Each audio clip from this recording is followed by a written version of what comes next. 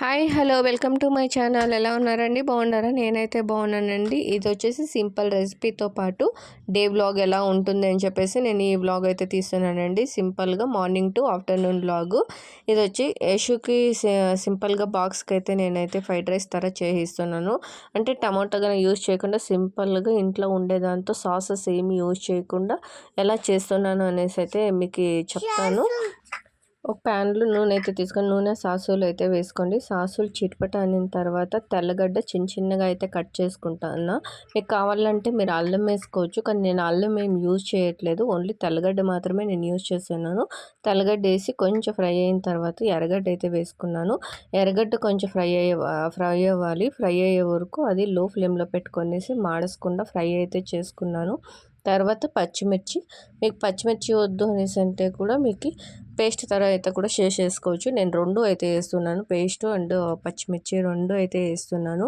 తర్వాత cabbage and beans అయితే వేసుకున్నా. దీంట్లో కావాలంటే క్యారెట్ కూడా వేసుకోవచ్చు. నేను క్యారెట్ నా దగ్గర లేదు కాబట్టి నేను క్యారెట్ అయితే యూజ్ చేయలేదు. క్యారెట్ వేస్తే కూడా కొంచెం కలర్ఫుల్గా అయితే ఉంటుంది. నేను క్యారెట్ అయితే యూజ్ చేయలేదు.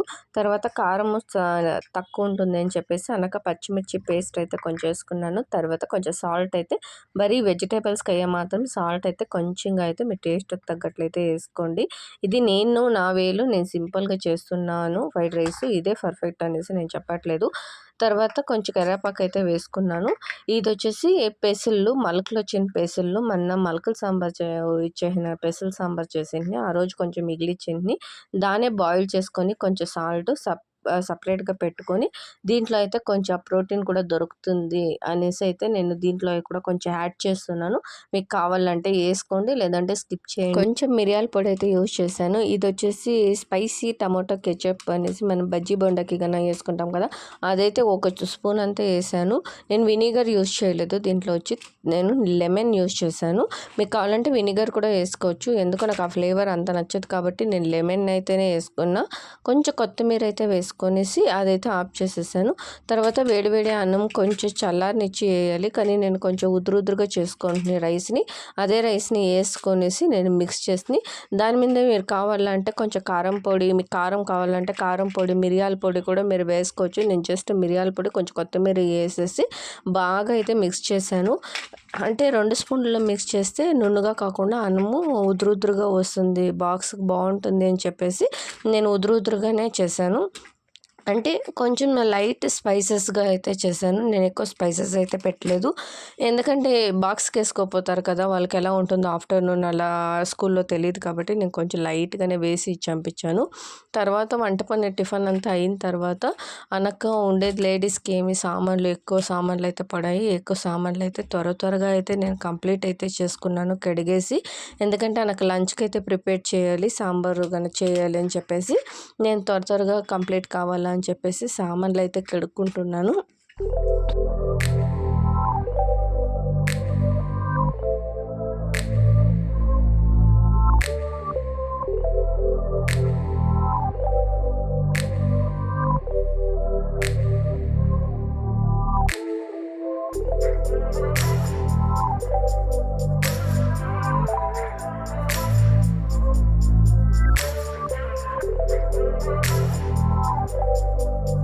సామాన్లంతా కడిగేసి తర్వాత గ్యాస్ని అయితే ఫుల్ క్లీన్ చేసుకొని గ్యాస్ దగ్గర అంతా క్లీన్ చేసుకొని నేను లంచ్కి అయితే ప్రిపేర్ చేసుకున్నాను.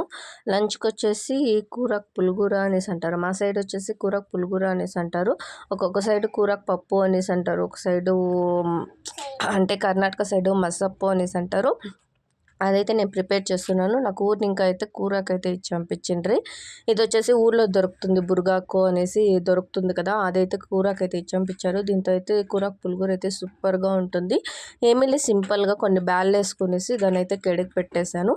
పెట్టేసిన తర్వాత కూరకు బాగా కడుక్కోవాలి. ఏర్లు గీర్లు ఏమైనా ఉంటే తుంచుకొని క్లీన్ చేసుకోవాలి. నాకు అంతా వాళ్ళే క్లీన్ చేసి తుంచేసి ఇచ్చి పంపించారు. తర్వాత కూరకు పచ్చిమిరపకాయలు వద్దు అంటే మీరు ఎండుమిరపకాయలు కూడా యూజ్ చేసుకోవచ్చు.